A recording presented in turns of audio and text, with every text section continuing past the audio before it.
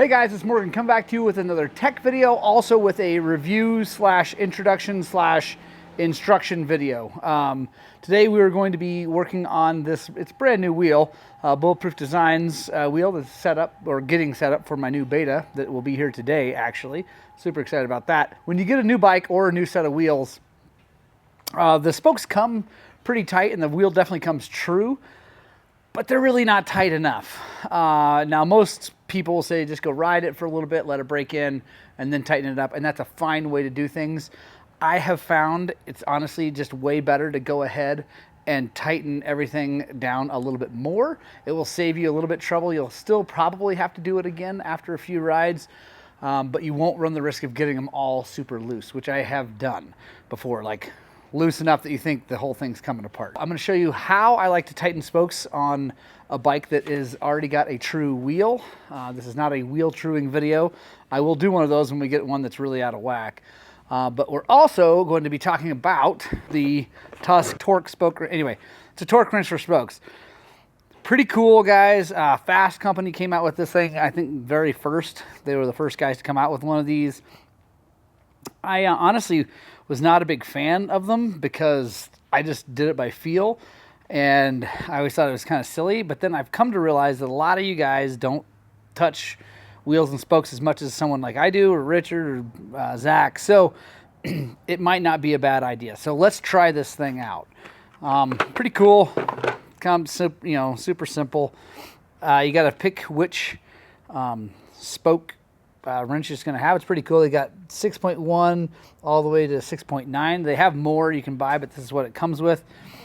We take this thing and we're gonna, you can see how it's, there we go, focus, there we go. You can see how it's shaped. It's got this little bump up here. You got a bump on there. You're gonna put that in.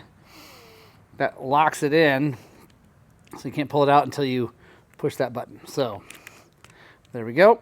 Now we're gonna set inch pounds, and you know what? I'm gonna figure out. Let's see what we need to do, because I know what it ought to feel like, but I don't know what that is in inch pounds. So let's start at about 80. See how that feels. This is nice too. It's got graduations around here, so you can see exactly when you land on the number you're landing on. I'm not gonna get real close. If you guys buy one of these, or you think you want to buy one, it's pretty easy to see. So now we're just gonna come in here, and I'm gonna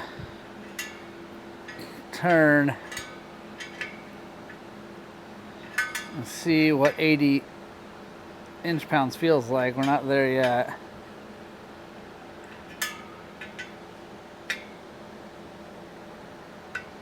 Okay, that actually feels pretty darn good, so we're gonna stick with that. Now, here's the deal. I just chose one. Probably wasn't the best idea to just pick one out here in the middle. I should have chose the starting one to start with, but that's okay. That one's tight, no big deal. Let's start here at the rim lock hole, or valve stem hole, whichever one you want to call it. It's at the bulletproof and at the size here, so we're going to start there, and I'm going to go forward of that. Now, the way this works the best is we're going to go till this one's tight.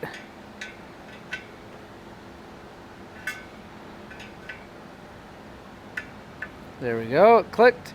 Now we're going to go 3 forward. 1, 2, 3. There we go. Again, 1, 2, 3. What we're going to do is we're just going to keep going around every third one. And eventually, this is a 36 spoke wheel. We're going to come back to the same one. So 1, 2, 3. Oh.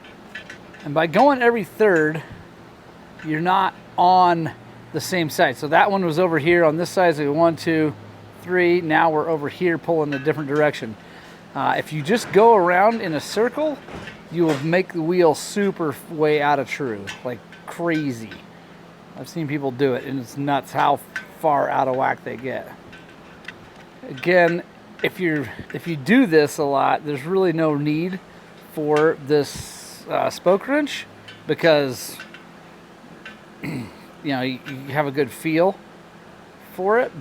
But if you don't do this a lot, this could be cool. And again, I don't know if this is going to be cool or not. We're going to find out when I get done and see if this wheel's still nice and round, because it was perfect, you know, because it's a brand new wheel. This will be a good test to see if this does a good job of keeping them all about the same and keeps the wheel straight. Now we're back to the same one. Now I'm going to go forward one. I'm just going to do the whole thing again.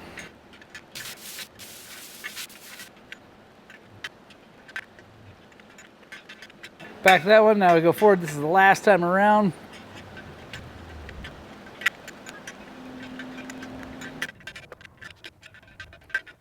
All right, guys, so that went pretty easy. I like it. Let's see what it looks like here.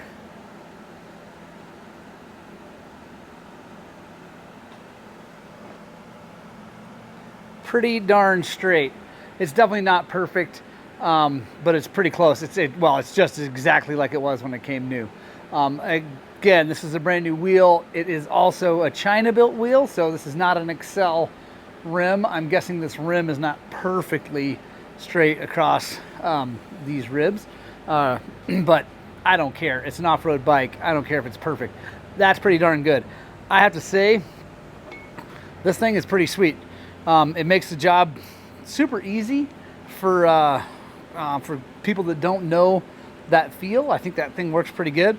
I have no idea how accurate the inch pounds are on here. I don't know if that's actually 80 inch pounds. I don't really care. Because I know how it feels. So if you guys buy one of these, I would say go with 80 inch pounds and you should be right on the money, or at least really close. Yeah, big thanks to Rocky Mountain ATV MC. Guys, they support the channel bigger than anyone does right now, so think about using the link below.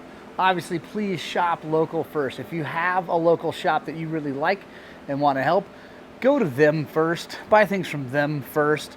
I don't know that there's a lot of spoke torque wrenches out there, so maybe buy this from Rocky Mountain ATV, but buy everything else from your locals, unless they suck, or you don't have one, or you hate those guys, or whatever. If that's the case, then use the link below in the description. It really makes a big difference. I'll put a specific link to this torque wrench in the description below, so if you want to buy one, you can buy one. I'm into it. I think it's great. I think it works really, really well. If you are already a really good mechanic and you have good feel, don't bother. You don't need one. But if you're just getting into the idea of building wheels and lacing wheels and truing wheels, then yeah, I recommend it 100%. Thanks guys for watching this short little video. We'll see you on the next one.